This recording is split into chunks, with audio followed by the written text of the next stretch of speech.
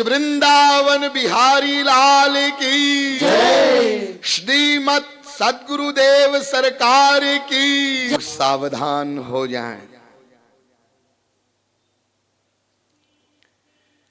एतद् ज्ञेयं नित्यमेवात्म संस्थम नातः परम वेदितव्यम हि किंचित भोक्ता भोग्यम प्रेरितारंच मत्वा सर्वं प्रोक्तम त्रिविधम ब्रह्ममेतत्। इस वेद मंत्र की व्याख्या में अब तक संक्षेप में आपको यह बताया गया कि विश्व का प्रत्येक जीव अनादिकाल से प्रतिक्षण बिना किसी के सिखाए पढ़ाए प्रत्येक क्रिया के द्वारा केवल आनंद ही चाहता है। ऐसा क्यों है जबकि संसार में अनेक प्रकार के वाद विवाद हैं, अनेक मत मतांतर हैं, अनेक संप्रदाय हैं, अनेक प्रकार की विचारधाराएं हैं, यहाँ तक कि अलग अलग प्रकार के व्यक्तियों की अलग अलग सोच है। मुंडे मुंडे मतिर भिन्ना तुंडे तुंडे सरस्वती की अवस्था है। फिर क्या कारण है कि विश्व का प्रत्येक जीव अपने आप आनंद ही चाहने लगा? इसका दार्शनिक कारण आपको बताया गया। विश्व का प्रत्येक जीव ईश्वर का अंश है। ईश्वर एवं आनंद दोनों एक हैं। ईश्वर में, भगवान में आनंद है, ये तो भोले भाले लोगों को समझाने के लिए बोला जाता है। वास्तविकता यह है कि भगवान ही आनंद है, आनंद ही भगवान है। अस्तु जीव आनंद का अंश है और प्रत्येक अंश का नेचर होता है अपने अंशी को चाहना, अपने अंशी से प्यार करना। अतएव आनंद स्वरूप ईश्वर का अंश होने के कारण ही विश्व का प्रत्येक जीव नेचुरल आनंद को चाहता है। और इसलिए ये भी समझ लेना चाहिए कि जब तक अंश अंशी को प्राप्त नहीं करेगा तब तक न वो पूर्ण हो सकता है, न वो शांत हो सकता है। जैसे मिट्टी का ढेला जब तक पृथ्वी से नहीं मिलेगा तब तक वो पृथ्वी नहीं कहलाएगा। जब पृथ्वी से मिल जाएगा तो उसको पृथ्वी बोला जाएगा। जैसे नदियां जब तक समुद्र से नहीं मिलेगी उन्हें भागना पड़ेगा, लेकिन जब वो नदियों का जल जो समुद्र का अंश है जब समुद्र में मिल जाएगा तो भाग दौड़ समाप्त हो जाएगी और फिर वो नदी नहीं कहलाएगी, वो समुद्र कहलाएगा। ठीक इसी प्रकार से जब तक हमको अपना अंशी भगवान नहीं मिलेगा तब तक आनंद नहीं मिलेगा, सुख नहीं मिलेगा।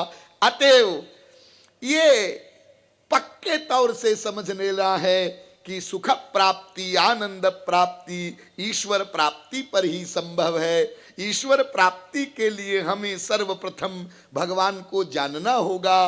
भगवान को जानना ये केवल भगवान की कृपा से ही संभव है। भगवान की कृपा भगवत शरणागति से संभव है। शरणागति का तात्पर्य है कुछ न करना, न अच्छा करना, न बुरा करना, लेकिन अनादिकाल से हमारा सब कुछ करने का अभ्यास पड़ चुका है। इसलिए कुछ न करने वाली अवस्था तक पहुंचने के लिए हमें बहुत कुछ समझना है, उसके अनुरूप बहुत कुछ करना है। क्या क्या समझना है उसके अंतर्गत सबसे महत्वपूर्ण बात बताई गई, प्रत्येक कर्म का कर्ता मन है, इसलिए बंधन एवं मोक्ष का कारण भी मन ही है। इसलिए मन को ही भगवान के शरणागत करना है। लेकिन चूंकि हमारा मन अनादिकाल से संसार के शरणागत हो चुका है, इसलिए सर्वप्रथम मन को संसार से विरक्त करना होगा। क्यों विरक्त करना होगा? इसलिए कि हमारे पास एक मन है और उस मन का ये नेचर है कि एक मन एक समय में एक ही कार्य कर सकता है। एक मन एक समय में एक ही सब्जेक्ट का चिंतन कर सकता है, स्मरण कर सकता है। इसलिए जब तक हमारा मन संसार में लगा रहेगा वो भगवान में लग नहीं सकता। संसार से हटेगा तो भगवान में लगेगा, अन्यथा नहीं लगेगा। मन संसार में क्यों लगा है, इसका रीजन भी आपको बताया गया। अनादिकाल से हमारी बुद्धि मन की ही बात को मानती गई, इसलिए हमारी बुद्धि बिगड़ गई।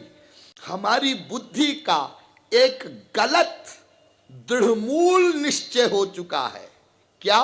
संसार में ही सुख है। मिला क्या? मिला तो नहीं, लेकिन मिलेगा। ये ज्ञान अर्थात ये अज्ञान हमारी बुद्धि में बहुत पक्का बैठा हुआ है, बहुत पक्का। इतना पक्का बैठ गया है, अनंत बार हम मनुष्य बने हैं, अनंत बार सूरमीरा कबीर नानक तुकाराम ने हमें समझाया है, अनंत बार प्रिया शरण सरीखे व्यक्ति ने भी आपको समझाया है, आपने समझा है और आपने समझ के सिर भी हिलाया है। लेकिन ये बुद्धि का डिसीजन अभी तक तो बदला नहीं है, बदला नहीं, बैठा है। चलो ट्राई करते हैं, प्रयास करते हैं, हो सकता है इस जन्म में अब सुन करके आपकी बुद्धि का ये डिसीजन बदल जाए, बदल जाए। देखिए ये भगवान और महापुरुष जो होते हैं ना, ये आशावादी होते हैं, ये निराश नहीं होते। अरे इतना इन मनुष्यों को समझाते हैं, ये मानते ही नहीं, तो चलो कौन माथा पच्ची करे। हा? ना ना ना, उनको आशा बनी रहती है कि कोई न कोई तो ईश्वर की तरफ चलेगा, किसी न किसी की बुद्धि में तो बात सही रूप में बैठेगी। हा? आपको पता है कोई महापुरुष पृथ्वी पर भगवान की आज्ञा से अवतार लेकर के आवे, हाँ, और अपने पूरे जीवन काल में वो एक मनुष्य को भी भगवत प्राप्ति करवा दे, एक मनुष्य को, तो भी उसका पृथ्वी पर आना सफल हो जाता। थोड़ा थोड़ा लाभ सबका होता है, लेकिन पूर्णतया उसके पास पहुंच जाए ऐसा कोई कोई बिरला होता है। तो वो आशा करते हैं। अस्तु हमारी बुद्धि का ये गलत ज्ञान कि संसार में ही सुख है, ये समाप्त हो जाए, तो मन संसार से विरक्त हो जाए, तो मन भगवान के शरणागत हो जाए, तो हमारी बुद्धि का ये डिसीजन कैसे बदले? तब बदले जब हमारी बुद्धि संसार के स्वरूप को समझ ले। अतएव संसार का स्वरूप ये विषय प्रारंभ हुआ और संक्षेप में आपको बताया गया। ये संसार बहुत स्थूल भी है और बहुत सूक्ष्म भी है, अनंत कोटि ब्रह्मांडात्मक जगत है। इस अनंत कोटि ब्रह्मांडात्मक जगत की रचना भगवान की माया शक्ति से होती है। और इसलिए आपकी किसी के बुद्धि में यह शंका नहीं रहनी चाहिए। कुछ लोगों की बुद्धि में ये डाउट होता है, क्योंकि भगवान तो चेतन है। हाँ चेतन है, तो चेतन भगवान से ये जड़ संसार कैसे बना? अरे गाय के भैंस पैदा नहीं होती, हाथी के घोड़ा पैदा नहीं होता, गाय से गाय पैदा होती है, हाथी से हाथी पैदा होता है, घोड़े से घोड़ा पैदा होता है। ये नियम है ना। हाँ, तो ऐसे ही यदि भगवान चेतन है और भगवान से संसार बना, तो जैसा भगवान है चेतन, ज्ञानमय, आनंदमय, वैसा ही संसार भी होना चाहिए, चेतन, ज्ञानमय, आनंदमय। लेकिन संसार तो जड़ है, दुखमय है, अज्ञानमय है, यह कैसे? हाँ, तो समझ लीजिए कि भगवान से संसार बना, इसका मतलब ये मत समझना कि भगवान का जो अपना शुद्ध स्वरूप है वो स्वरूप संसार बना, भगवान की माया शक्ति से संसार बना। और माया जड़ है, माया जड़ है। हाँ, और जड़ का विकार जड़ है, सीधी सीधी बात। अच्छा अच्छा, तो स्वामी जी एक बात बताइए, ये जो भगवान है इनमें जड़ शक्ति और चेतन शक्ति एक साथ रहती है? हाँ, एक साथ रहती है। ये तो दोनों विपरीत बातें हैं। हाँ हाँ, बिल्कुल विपरीत बातें हैं। अरे विपरीत बातें तो आपके संसार में भरी पड़ी है, आपके शरीर में भी है। बताऊं आपको? देखिए, आपका ये शरीर है, हाँ, ये शरीर चेतन है। हाँ, पैर में सुई चुभो दर्द होता है। हाँ, और खोपड़ी में चुभो तो भी दर्द होता है। हाँ हाँ, और इसी शरीर से जो चेतन है, ये बाल निकले, शरीर से ही निकले ना। हाँ, ऊपर से तो नहीं चिपकाए ना? नहीं। क्यों जी? आपके बाल को काटो तो दर्द होता है ना? ना, जड़ है। नाई की दुकान पर जाते हैं, वहां गाना सुनते रहते और नाई काटता रहता है बाल, आराम आराम से कटवाते रहते हैं, कोई दर्द नहीं होता ना। देखो, चेतन शरीर और उसमें से निकले बाल, लेकिन जड़, हाँ, चेतन से जड़ दोनों विपरीत। हाँ, आप लोग नाखून काटते हैं हफ्ते 10 दिन से, हाँ, बैठे बैठे नेल कटर से कट कट कट, दर्द होता है ना?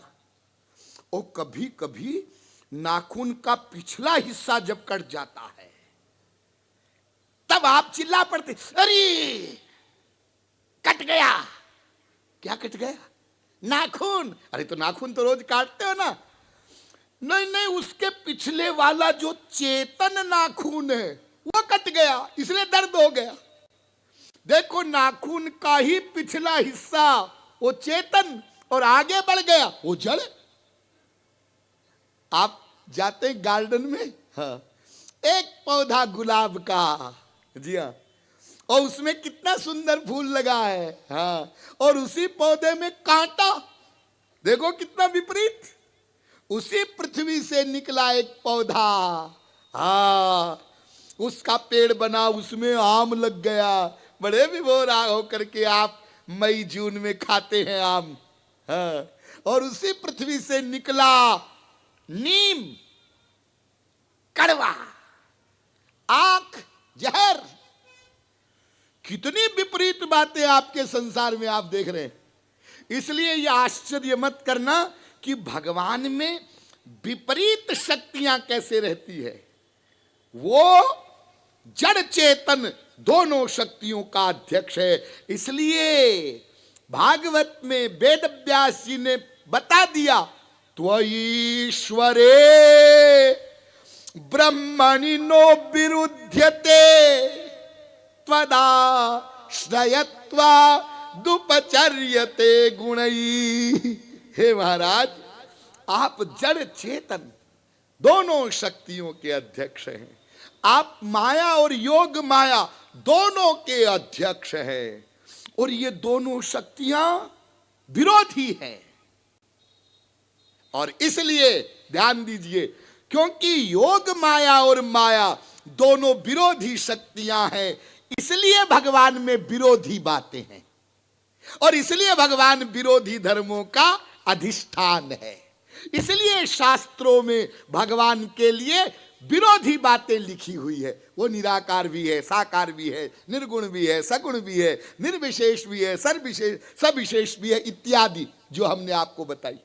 तो भगवान में ये विरोधी बातें होना, इसका रीजन विरोधी शक्तियों का अध्यक्ष होना, और शास्त्रों में भगवान के लिए विरोधी बातें लिखी होना, इसका रीजन क्योंकि भगवान का वो स्वरूप है। तो भगवान चेतन है, किंतु जड़ शक्ति से संसार बना, और ये संसार में जो अज्ञान और दुख दिखाई पड़ता है, ये भगवान ने नहीं भरा है, भगवान ने नहीं भरा। मैंने आपको बताया है, ये सब हमारे कर्मों का फल है। अच्छा स्वामी जी एक बात बताइए, ऐसा कहते हैं, वेद कहता है तत्सृष्ट्वा तदेवानुप्राविशत्, भगवान ने संसार बनाया, इतना ही नहीं बनाया माया शक्ति से। हाँ, और फिर क्या हुआ? फिर उस संसार के परमाणु परमाणु में बैठ गया, व्याप्त हो गया, सर्वव्यापक हो गया। तो स्वामी जी एक बात बताइए, भगवान सर्वव्यापक हो गया, हाँ, तो फिर वो इस समय जब वो सर्वव्यापक है, तो उसका जो लोक है, गोलोक, साकेत लोक, शिवलोक, हाँ, वहां कौन है? किसको छोड़ के आए वो? क्या कुछ समय के लिए किसी को वहां अपॉइंट करके आ गए हैं? ना, वो वहां भी है, अपने लोक में बैठा है। हाँ, अनंत लीलाएं नित्य नई नई हो रही है गोलोक में। अच्छा, और आपने एक दिन बताया कि अनंत मृत्यु लोक है। हाँ, तो फिर उन मृत्यु लोक में कहीं कहीं कलयुग का एंड भी हुआ होगा। हाँ हाँ, कहीं त्रेता चल रहा होगा। हाँ हाँ, कहीं सतयुग चल रहा होगा। हाँ हाँ, तो वहां पर भगवान के अवतार की जरूरत पड़ती होगी। हाँ हाँ, तो वहां भगवान का अवतार हो रहा होगा। हाँ, हो रहा है, हो रहा, अवतार भी हो रहा है। हाँ, और हमारे भीतर भी बैठा है। जी हाँ साहब, पप्पू के पापा तो ऑफिस में होते तो घर में नहीं होते, घर में होते तो ऑफिस में नहीं होते। हाँ, वो तुम्हारे पप्पू के पापा की तरह नहीं है। वो जो मैंने आपको बताई भगवान की योग माया शक्ति, उसका कमाल है। उस योग माया शक्ति का बस एक काम समझ लो, अधिक डिटेल नहीं करेंगे। वो योग माया शक्ति अघटित घटना पटीयसी है। अघटित घटना पटीयसी माने जो असंभव को संभव कर दे, उसका नाम योग माया। उसी अघटित घटना पटीयसी योग माया के द्वारा भगवान असंभव को संभव करते हैं, और उसी शक्ति के बल पर वो अपने लोक में भी रहते हैं, सर्वव्यापक भी रहते हैं, और तुम्हारे हृदय में भी रहते हैं, और तुम्हारे प्रत्येक संकल्प को नोट करते हैं, और नोट करते हुए भी उनको कोई टेंशन नहीं होता। उनको टेंशन नहीं होता, वो अपनी पर्सनैलिटी में रहते हैं, नित्य ज्ञानमय, नित्य आनंदमय। उनकी पर्सनैलिटी डिस्टर्ब नहीं होती। देखिए, आप लोगों की फैमिली छोटी छोटी होती है, हाँ? अरे 5, 7, 10 लोग।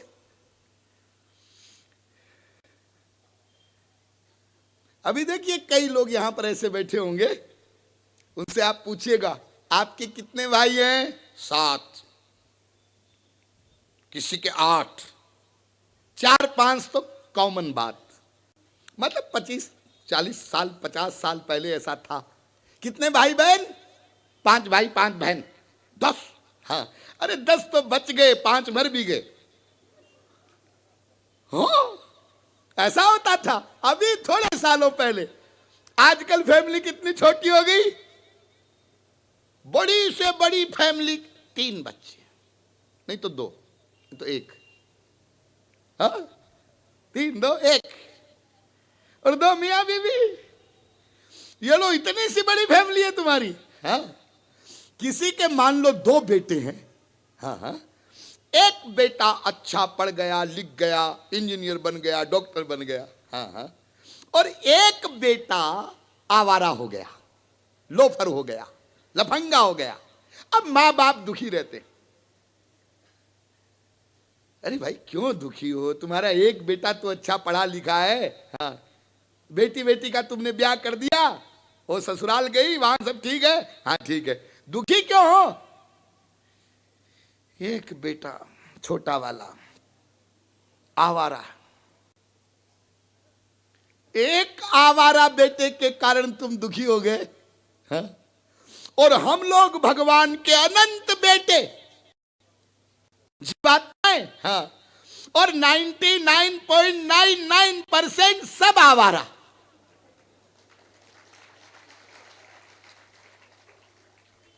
और ऐसे आवारा जो अपने बाप को बाप मानने को तैयार नहीं।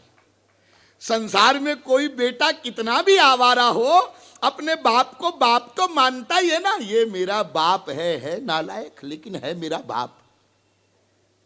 लेकिन हम लोग भगवान के ऐसे नालायक बेटे हैं कि अपने बाप को ही नहीं मानते। और संसारी बाप तो तुम्हारे हृदय की बात नहीं जानता। तुम भीतर भीतर अपने बाप को कितनी कब कब गालियां देते हो, उसको तो जो बाहर से बोल देते हो उतना ही सुनाई पड़ता है। लेकिन भगवान रूपी बाप जो है ना, वो भीतर बैठा है, तुम्हारी एक एक गाली को भी सुनता है। तुम ये मत सोचना कि मैं भगवान को गालियां दूंगा तो मेरा हृदय छोड़ के भाग जाएगा। नहीं भाग जाएगा तो तुम्हारी आगे वाली गाली को नोट कौन करेगा? हाँ, जब भक्त प्रहलाद से उसके बाप हिरण्यकशिपु ने पूछा कि तू क्या भगवान भगवान करता है, कहां है तुम्हारा भगवान? तो प्रहलाद ने कहा सब जगह, सब जगह, सब जगह। इस खंबे में भी है क्या? बोले हाँ बिल्कुल है। अच्छा तो देखता हूं कहां है इस खंबे में। और जब खंबे पर प्रहार किया तो नरसिंह प्रकट हो गए। ये लो आ गया। हा? और भगवान, ये जो नरसिंह अवतार हुआ तो भगवान ने ये सिद्ध किया कि अरे दुष्टों राक्षसों, तुम लोग चाहे मुझे कितनी भी गाली दे दो, फिर भी मैं तुम्हारे पास भी हूं, मैं जाऊंगा नहीं। तो भगवान हमारे भीतर बैठकर हमारे उचित अनुचित गंदे सब आइडियाज को नोट करता है, लेकिन रहता है अपनी पर्सनैलिटी में। उसको कोई टेंशन नहीं, कोई अशांति नहीं। किससे? योग माया शक्ति से रहता है। तो ऐसा वो भगवान, उसने ये बाहर वाला संसार जो है वो माया शक्ति के द्वारा बनाया है। इस संसार के बारे में कई झगड़े हैं, लोग आपस में लड़ते हैं। याद रखिए, हमको किसी भी सब्जेक्ट को लेकर के लड़ना नहीं है, वाद विवाद नहीं करना है। हमें अपने काम की बात समझना है। तो कल कुछ काम की बातें आपको बताई गई थी कि भौतिकवादी कहते हैं संसार की उन्नति हो रही है, अध्यात्मवादी कहते हैं ह्रास हो रहा है। और ये भौतिकवादियों में अध्यात्मवादियों में आपस में झगड़ा चलता रहता है, एक दूसरे की बुराई करते रहते हैं। लेकिन हमें ये समझना है कि भौतिकवाद भी अपनी जगह ठीक है और अध्यात्मवाद भी अपनी जगह ठीक है। हमारा शरीर भौतिक है, पंच महाभूत का बना है। इस शरीर को चलाने के लिए भौतिकवाद की आवश्यकता है और भीतर की मशीन अंतःकरण को ठीक करने के लिए अध्यात्मवाद की आवश्यकता है। दूसरा झगड़ा, कुछ लोग कहते हैं संसार मिथ्या है, कुछ कहते हैं सत्य है। इस झगड़े में भी हमको नहीं पड़ना है और यह समझना है कि ये दोनों बातें भी सही है, संसार मिथ्या भी है और सत्य भी है। कैसे? बाहर वाला जो संसार है ये सत्य है, क्योंकि सत्य भगवान ने अपनी माया शक्ति से प्रकट किया, और दूसरा संसार जो हमारे भीतर बनता है वो मिथ्या है, वो मन का संसार। इन दोनों संसारों को समझना होगा, भीतर वाले को भी बाहर वाले को भी। आप लोग कहेंगे स्वामी जी आप बता रहे हैं भीतर वाला संसार मिथ्या है, हाँ, तो उसको समझने की क्या जरूरत है? वो तो मिथ्या है। जरूरत है क्यों? क्योंकि भीतर वाले संसार का बाहर वाले संसार से संबंध है, बड़ा गहरा संबंध है। क्या संबंध है? भीतर वाला संसार बाहर वाले संसार को पाकर डेवलप हो जाता है, बलवान हो जाता है, दृढ़ हो जाता है। जैसे आपका कोई प्रिय है, स्त्री है, पति है, बेटा बेटी कोई भी है, हाँ, तो कभी आप उसका चिंतन करते हैं और कभी नहीं करते हैं, हाँ। लेकिन यदि वो आपके सामने आ जाए तो क्या होता है? एक स्त्री कोई बैठकर पूरे समय, जब पति ऑफिस चला गया तो पति का ही चिंतन करती है, ये जरूरी नहीं, और भी बातें सोचती रहती हो, हाँ।